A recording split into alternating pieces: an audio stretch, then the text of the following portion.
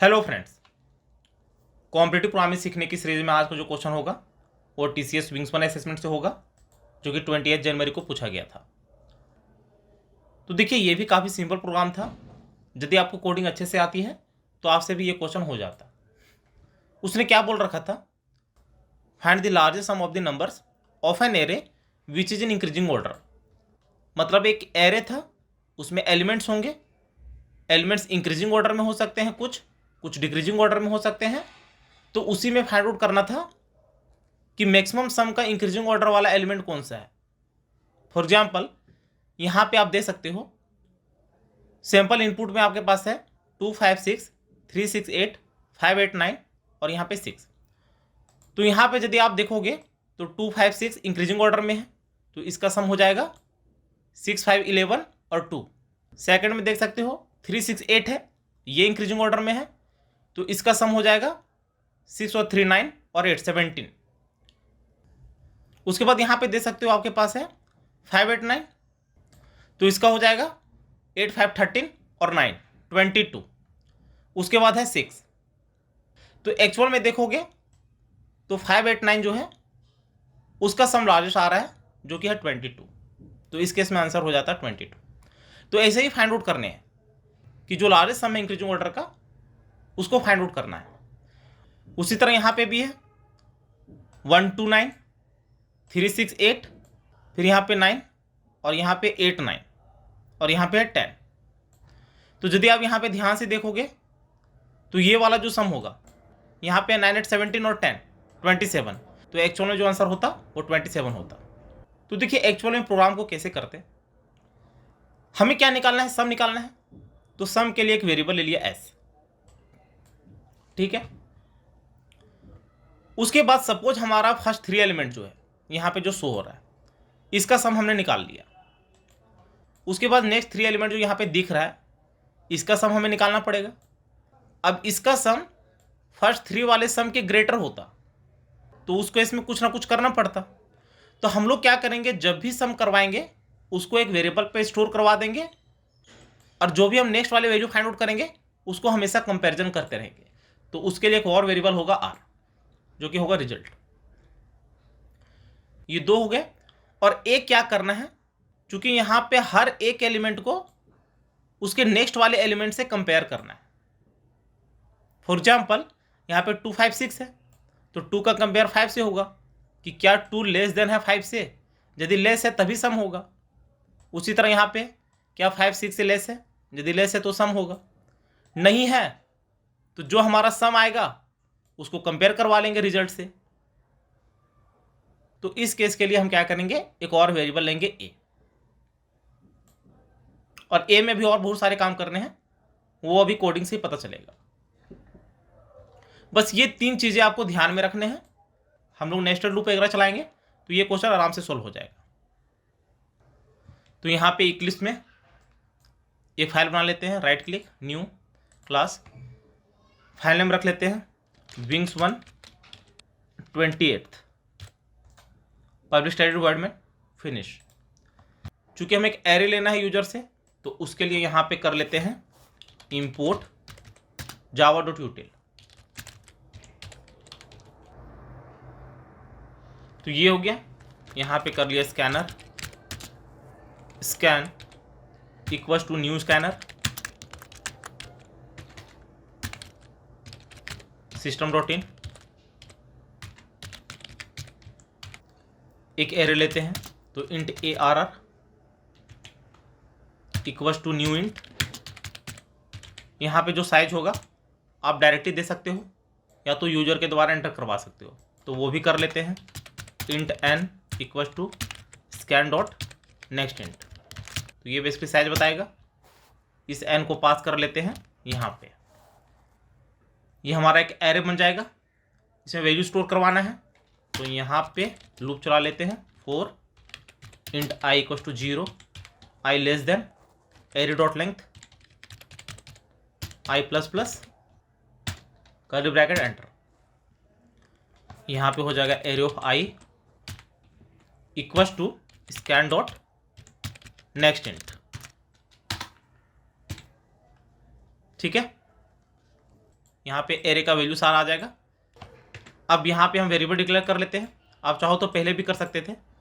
तो यहाँ पे एक हो जाएगा इंट सम के लिए एस कर लेते हैं। इनिशियल वैल्यू हम लोग क्या करेंगे, एरे का फर्स्ट वाला वैल्यू रखेंगे। वो क्यों रखेंगे वो भी आपको पता चल जाएगा। तो यहाँ पे कर लिया एरे ऑफ 0, उसके बाद हो जाएगा आर वाला वैल्यू, इसका इनिशियल रखेंगे 0 जो कि रिजल्ट वाला होगा, और एक है ए वाला वैल्यू जो अभी आपको बताया था। तो इसमें भी हम कर लेंगे एरे का 0 वाला वैल्यू। ये हो गया। अब यहाँ पे हमने क्या बताया था कि हर एलिमेंट को उसके नेक्स्ट वाले एलिमेंट से हम कंपेयर करेंगे। तो कंपैरिजन के लिए लूप चलाना पड़ेगा। तो यहाँ पे for int i equals to 0, i less than array dot length i plus plus, curly bracket enter. यहां पे कर लेंगे इफ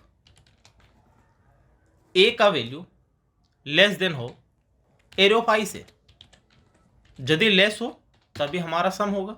तो s equals to s plus array of i, जो नेक्स्ट वाला वैल्यू होगा उससे हम सम करवा लेंगे।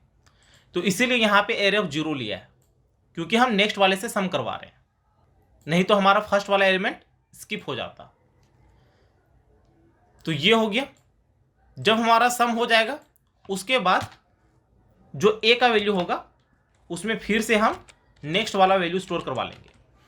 इससे क्या होगा कि जब हमारा उसके नेक्स्ट वाला वैल्यू से कंपेयर होगा तो उस केस में उसके प्रीवियस वैल्यू हमारे पास होना चाहिए। तो ए पे हमने स्टोर करवा लिया। तो ये हो गया। लेकिन यदि ऐसा नहीं रहा, मतलब ए का वैल्यू एरे ऑफ आई के लेस नहीं रहा, तो उस केस में एल्स में हम लोग कर लेंगे इफ आर का वैल्यू लेस देन एस हो, जो भी हमने देखा था। तो उस केस में आर में स्टोर हो जाएगा एस का वैल्यू, और एस का जब वैल्यू स्टोर कर लेंगे उसके बाद जब हम नेक्स्ट वाले एलिमेंट का सम करवाना स्टार्ट करेंगे तो एस का वैल्यू भी चेंज होगा और ए का भी वैल्यू चेंज होगा। तो उस केस में जो एरे ऑफ आई वाला वैल्यू होगा वो दोनों पे स्टोर होगा। तो उस केस में यहां पे हम कर लेते हैं s equals to array of i वाला वैल्यू, और यहां पे ए में एरे ऑफ आई वाला वैल्यू जो कि करंट चल रहा होगा। बस यही लॉजिक लगाना था। जब यहां पे हम लूप के बाहर आएंगे तो लूप के बाहर आने के बाद एक काम और करेंगे कि यदि इफ आर का वैल्यू लेस देन एस रहा तो यहां पे एस वाई एस हो, कंट्रोल स्पेस एंटर, आर का वैल्यू प्रिंट करवा देंगे। नहीं तो एल्स में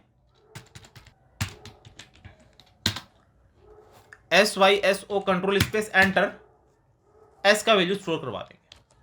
अब ये हमने क्यों किया, देखिए हम एल्स में कब जा रहे हैं, जब हमारा ए का वैल्यू लेस देन हो एरे ऑफ आई से। लेकिन सपोज लास्ट वाला एलिमेंट जो है वो सिर्फ इंक्रीजिंग ऑर्डर में है, और इंक्रीजिंग ऑर्डर में होने के बाद जो सम का वैल्यू होगा वो आर से ग्रेटर हो गया, तो उस केस में हमारा एस का वैल्यू ग्रेटर होगा, हम एल्स में जाएंगे ही नहीं। तो इसीलिए यहां पे हमने कंपैरिजन कर लिया कि यदि आर का वैल्यू लेस देन एस हो तो आर का वैल्यू प्रिंट हो जाएगा, नहीं तो एस का वैल्यू प्रिंट हो जाएगा। यहां पे एस हो जाएगा क्योंकि आर लेस देन एस है ना, तो एस का वैल्यू ग्रेटर होगा और यहां पे आर हो जाएगा। इसको रन करवा के देखते हैं। तो देखिए इसी को ले लेते हैं, टोटल 10 एलिमेंट है, तो यहां पे कर लेते हैं 10 एलिमेंट जो है वो है 2 5 6, तो 2 5 6, उसके बाद है 3 6 8, तो 3 6 8, उसके बाद है 5 8 9 6, तो यहाँ पे 5 8 9 6 एंटर। तो देख सकते हो 22 आंसर आ गया है। सेम इस केस में देख लेते हैं, इसको रन किया, टोटल एलिमेंट है 3 3 6 3 9 और 10, तो इसमें भी 10 एलिमेंट है। हमारे पास है 1 2 9 3, 1 2 9 3, उसके बाद है 6 8 9, 6 8 9, उसके बाद फिर से 8 9 10, 8 9 10, एंटर। तो देख सकते हो 27 आंसर आ गया है। तो उम्मीद है ये वीडियो आपको जरूर अच्छी लगी होगी। यदि अच्छी लगी होगी तो चैनल को शेयर और सब्सक्राइब जरूर करें, साथ ही बेल आइकन को भी प्रेस कर लेना, ताकि जैसे मैं अपना वीडियो अपलोड करूँ उसकी नोटिफिकेशन आपको तुरंत मिल जाए। Thank you, happy learning.